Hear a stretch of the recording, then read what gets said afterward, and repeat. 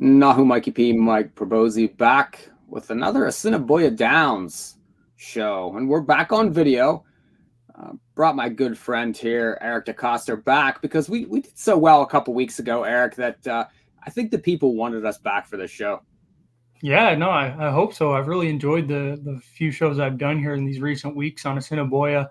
The races have been competitive as we expected. There's been good value to find in between some chalkier legs, and the pays have been really good. I feel, at least the shows I've been on. So yeah, really enjoying it. I think we got another nice little sequence coming up here. Well, last week we were able to give you the late pick four, and it paid pretty well. It was over $100 for that dollar pick four on a very small ticket. So I'd like to run it back here this week, and we're going to do late pick four for Tuesday, August 27th. Now, reminder, Assiniboia Downs, 8:30 Eastern time. They start. Typically, their pick four is the last four races. 50,000 guaranteed, $1 minimum wager. So that always bigger pools. Right now, the pools are between like 95 and 120,000, Eric. So lots of great value to be had in those pick fours. Totally. It makes it really fun. It makes the weekdays go by a little quicker. And it's like I said, I think the product is pretty strong. I think even this deep into the meet, you kind of get scared. Horses have run their races. We see a lot of horses in these races we're looking at who have made 6 or 7 starts here in just a few months. But they're still cranking them out, filling up that gate to a decent amount. So, it's been really enjoyable. Yeah, lots of meat left here. We still got about another month. They extended the meet because they had some of the problems with the virus up there. So they still have a month left. They're going to go up until September 24th. And it's Monday, Tuesdays, Wednesday nights, 8:30 Eastern. Like I said, we're going to jump in here for Tuesday night. And race number 4 is a 7.5 furlong race. It's an allowance race. Numbers of 2. They're going for 18,000, 7.5 furlongs, of course, on the dirt at Assiniboia. Eric, how are we going to light the candle here? I'm going to look to the one, Commando's Last Dance, as the top choice. Probably nothing too creative there, but she makes a lot of good sense. You know, it's an on 2, but because she's a Manitoba bred and has been running in those Manitoba restricted races, she's still eligible as a non-2 despite having won 4 times, including, I might add, an open stakes as a 2-year-old. So obviously there's a lot of ability here. Caught a tough bunch in the Manitoba Oaks last time out. Wasn't going to be her race and really did not get the trip she wanted, I don't think. I think she's going to be able to sit pretty close to the front end here and make the kick for some high percentage connections. Once again, not too unique or anything, but I'm going to start with her. I will also use the 3, though, Sabatas. I think that this is an intriguing horse from a pace perspective. She'll stretch out to 2 turns for the first time, broke her maiden sprinting 2 back, then didn't get to the lead. It seemed like a lot of horses sent in that last race. It didn't set up well for her. I think things are much different this time around. She is far and away the quickest on Timeform US pace early speed figures, which suggests she'll be pretty clear as they make that run into the first turn. And if they can rate her out nicely, pedigree suggests she'll run 2 turns just fine. So I'm intrigued by her. I think that if there's one horse that could beat Commando's Last Dance, it is the 3 from the pace angle, and I think you'll get a decent price too if that scenario does play out. So could go one of 2 ways, and I'll keep both of those on my side. I see this race totally different. I'm not going to use the 1 or the 3 here. And the thing about the 1 is I do think that if she's up close, that she has a much better chance. But those 2 wins that she had, like you said, were bred, Manitoba breds, and they were only 4-horse races. And now I think this is a little bit of a tougher spot. I like the 4 on top under budget. If you look back at this horse's lines, raced okay against Midnight Lady, Dynamic Strike. Those are horses that pretty much trashed the 1 last time. So I do think that the 4 is quite interesting. And if you look back at the figures here, 55 buyer number 2 back, 53 on July the 2nd. Both those numbers probably win this race. So I do think that the 4 only has 1 lifetime win. So that there is that. But I do think maybe just a little bit faster, especially on figures. The 5 Dirty Flirt comes out of that Manitoba Oaks and raced okay in there. Ended up getting a check, finished 5th in there, but was beaten 9 lengths. But the prior lines just, was in tough again. Like I said, the Midnight Lady Dynamic Strike line just gets away from those horses. I just think is a better spot in this 2 life. and should be, I think, a little bit forward here. If you look back to that July 2nd line, was definitely up close and ended up tiring a little bit versus some of these horses. So I'll use that one. And then a little bit of a long shot here, the 7 Midnight Candy Storm, 8-1 morning line. And this horse is a little bit of a closer here. Closed up last time in a 7.5 furlong race on August the 12th to be third. Faced under budget in that spot, was less than 6-1 on the board here. So this horse hasn't won in a couple years, but it's just one of those races that there's not a ton of winning form in here.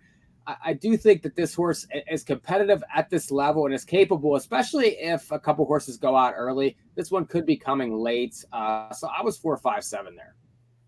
Yeah, I think it's a tough leg. That's for sure. I considered all of those.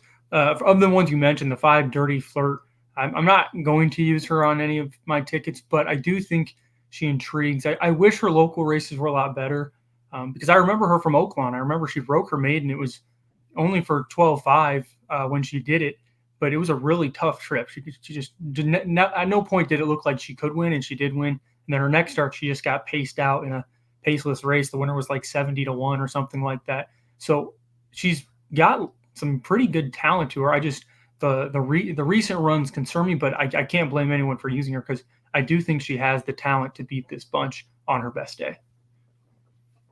Race number 5.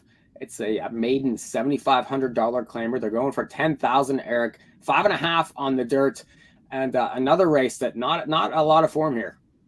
Yeah, it's another tough one, but I am going to use one horse that is Tree Hugger, who I think is the 5-2 second choice. I don't have the morning line in front of me, but I'm pretty sure that was the case. I hate seeing 0 for 10, but I do like a horse that's been competitive at the special weight levels. You look back, good amount of second and thirds, a horse that can show good speed on her best day, and she's just competitive. And I think the race 2 back could be a little concerning because that was for a tag, but she didn't get things the way she likes. In my opinion, I think her best races are when she's just a little closer to the lead, and also the pace wasn't that fast that day. So nothing went right that day, but the fact that she's been hitting the board even at prices in those maiden special weights suggests to me that in a race where most of these horses have been at the level or have at least more starts at a similar level and have not done much, I'm definitely going to go with the horse who, even though she's posted more losses than maybe one horse in this race, she's moving the right direction and can win this hopefully with a little bit of class relief.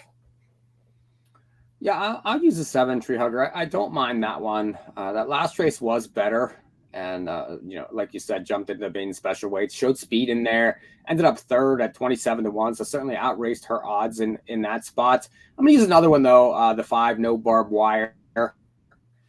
And this is more a pace setup kind of play here because this horse comes from off of it. And if you look at the race here, there are plenty of horses that can go out early in here. Horses like the 3, the 4 has shown early speed. The 6, the 7 is another one. The 8, all shown early speed. Well, the 5 is going to be coming from off the pace in the race. And the last 2 starts has closed up to be seconds versus similar horses. Has shown the ability to be closer at other times, but I just feel like that this horse maybe that wants to come off of it. And with a lot of speed in here that likes to fall down late, I do think this one will definitely be moving forward.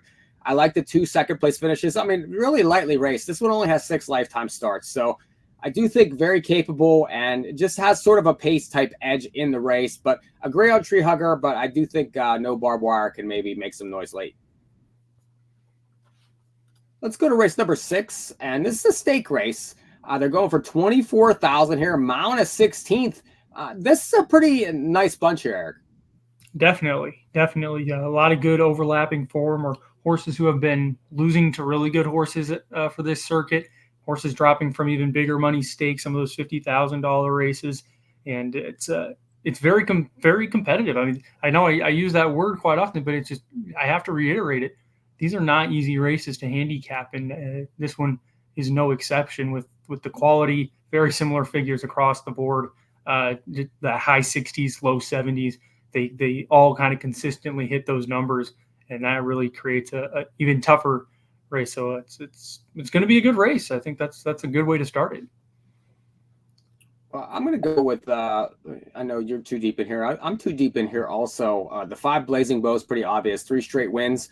was able to win the Manitoba Mile on August the 5th, and that was Manitoba Derby night. So that was a really nice, uh, you know, card there. A lot of competitive horses in that race, and just rallying from way off the pace to win. And this horse's last 3 starts, and that's not usually a formula at Assiniboia. So this horse is overcoming the racetracks and is flying late for nice wins with big figures. So I think is a must use in this race. I'm going to use another one though, and that's the one Exacting. Now I didn't really like this horse last time on August 14th, and this was the show that we did that night, and this horse ended up disqualified in the race against Ratliff City, but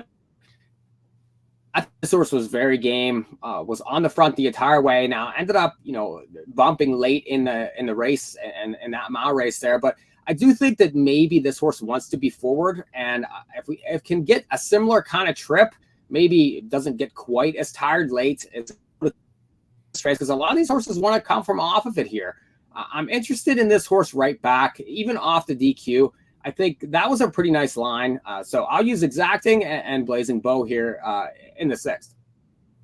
Yeah. I'm glad you mentioned Exacting. I remember when we did that show, I said the only reason he didn't perform that well in the 2 races before is because I thought the jockey let him get off the bridle a little bit too early in the race and tried to make one big run when this horse clearly runs his best races on the front end. And that's exactly what he did. I was happy to see it, although, of course, he did get DQ'd. So maybe he'll put it all together today. I didn't end up using him. I had the 5 Blazing Bow for all the logical reasons. 3 on the hop, back-to-back stakes wins. He's doing everything right. But ultimately, my top pick is going to be the 6 Magic Tiger. And I think the big difference maker is going to be the distance that we get to go here, the mile and a 16th. This horse is 3 for 3 at the distance. And if you go back to last year, he won the Gold Cup as the favorite, posting an 80 buyer, which is very strong for this level or these type of horses. So I think that was going a mile and an 8th, but a mile and a 16th in the win before that were even through a bigger number. That's my big encouraging piece to this guy. I think he's rounding back into form from this kind of gradually worked up through the meet from sprints all the way to the routes. And I think he finished up pretty nicely in the last race to a point where I think he can maybe close the gap a little bit on Blazing Bow, especially going the distance. Like I said, it hasn't been Blazing Bow's favorite thing. He did not run well in the Gold Cup last year, going a mile and an 8th. Obviously, he doesn't have to go that far, just 100 yards less. But still, I think the longer they go, the closer that margin gets. And I think this is the time that Magic Tiger kind of brings it back into form, and then could set himself up to finish up the meet pretty strong as well a month from now in the big race. So I'm going to side with him and hope he can find that form from last year. Yeah, I don't mind that one. That's a good angle here. And at Assiniboia, they start the year, they don't even write races that go this long for a long period of time. So he's stuck going in 5, 6, 7 races. That's not really what he wants to do. Stretched out last time, that was his best effort in quite a while, and now he's going to get those distances that he wants. I would probably add this horse on your recommendation here as a backup, and you got 5-1 morning line. I do think that this horse will play well in Maltese here, especially if you could beat Blazing Bow in this race. I do think that certainly will help the payoff. Definitely. Money's going to flow to Blazing Bow, and we both like him, and it's very valid. 3 races in a row, the stakes wins that we mentioned, but this is a much tougher race than just the one horse. And if you can find some value, Magic Tiger, Exacting, a few others that I'm not going to use, but I think have logical chances, it's going to be a tough race. Well, let's jump to race number 7 and finish up this late pick 4. This is an allowance race with an optional tag of 10,000, and they're going 7.5 furlongs here. Eric, how are we going to get paid? It's a tricky spot, well placed on the card to be the last leg of this pick 4, but I'm going to side with the 8 Gallon Oak as my top choice. Don't love that it's been a while since he's won, but I think he's been consistent, and there's a few key angles that I see that should hopefully get him in the winner's circle. If you look at his record, he's a placing machine. He has 10 seconds or thirds at this track from 15 starts and 1 win. I mean, always a little tricky to go with those horses, but that 1 win came with blinkers, which he adds back today. So I'm really excited to see if that helps him be involved. His best races last season at Assiniboia came when he was more involved in the race early on. He's kind of had to just make these grinding runs in these recent starts, and he's just come a little bit short. But he's also been losing to nice horses. We mentioned Ratliff City. as a horse who beat Exacting, who he liked in the race before here. He was second to him, two back, and was 6 clear of the rest. So very intriguing, competitive numbers. Could be a little better, of course, but I think that you add the blinkers, get back to it. Obviously, I don't think there's a Ratliff City type in this race either. So he'll be my top choice. I'll use 2 other logicals in here, 2 horses that coincidentally were in that Ratliff City race last time, the Exacting Ratliff City race. That's the 2 and 3, Willis Chill, and the 3 Fast Traffic. Just logical contenders. They were logical contenders that day, which was a tougher race than this one that we'll see on Tuesday. So they both ran well given the circumstances. Fast Traffic obviously was beaten a lot, but I think the race didn't play into his hands, whereas if he gets a similar trip to what he got 2 back, maybe a little further off the pace, he'll be better. And then Willis Chill, of course, was third to those 2. That's why he's the 8-5 favorite. So extremely logical, big number, 3 back, 2, 3, 8. That's how we'll get home, hopefully. I like the 8, and I agree on that one. I'm going to use a different horse, though, than the other 2, and that's the 5 Tool Time, 5-1 morning line here. And this horse was racing at Century Mile and some allowance type races there, and was very competitive. Showed up here last time on August 5th and was very sharp in the Sluice Back Curly Issa race. Now, Curly Issa came back to win last week, and Sluice Back had won several in a row. So those 2 are very sharp horses. For this horse to ship in, get on this racetrack, and ended up, basically head and head the entire way around to only get beaten neck to those horses, I'm intrigued with that line. I like that this horse's back lines at Century. This horse has plenty of speed. I think could control this race. And, I think that if this horse is able to get out and get ahead of the 2 and the 3 early, that should be able, obviously wants to fight for. If you look through the lines, the horse definitely does not like to get past. So I like that about him. Also, I think that he's definite value in the race and certainly would be a win bet for me, regardless of the Maltese. The 8's obvious. I think Gallon Oak has just faced tougher. Ratliff City, Totalizer, Blazing Bow in the lines. I mean, just missed to a nose to that one, and you see what he's gone on to do since that race. So plenty to like about that one. Just like you said, maybe just needs to get the right setup. 4 seconds this year at 7 starts, and really likes to run second. 13 out of 35 lifetime second place finishes. But I do think that this is a good spot for that one. My problem with the 2, Willis Chill, I sort of liked him last time in that Exacting and Ratliff City race, and was just never involved. It was just kind of one-paced early. This horse needs to be put in the race, and if he's going to be ridden like that, I just don't think he has much of a chance. Now, this is a better spot maybe for that one, so I could see, and he's 8-5 morning line, and I understand it. And if you like the 2, you almost have to like the 3 because they were 1-2 on that July 29th race together. So I don't know. I'm gonna, think if I'm gonna like the 5, I have to kind of think he gets the front and maybe puts the other 2 away, and then we'll see if the 8 can clean him up late. But I was 5-8 to finish there. All right, Eric. Final thoughts. Pretty nice sequence for Assiniboia Tuesday night.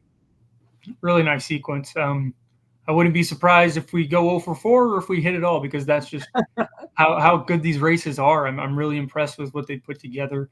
What I love about Assiniboia, I think more than anything, is how often we get to talk about horses who have faced each other in the past. There's nothing better than a circuit that is developed, and horses, no matter if they run first, fifth, last, whatever, they keep coming back at each other. And that's refreshing to see. Obviously, we all love the big circuits, but we know that if one allowance horse throws in a clunker after 3 runs against similar types, down the ladder they go. That doesn't happen at these types of tracks, especially here at Assiniboia, I've noticed throughout the meet. So that makes it all the more fun, and rarely do we see winning streaks here too. So that makes it even trickier for us to handicap. And that's how it should be. So really excited for tomorrow night, get to watch these races.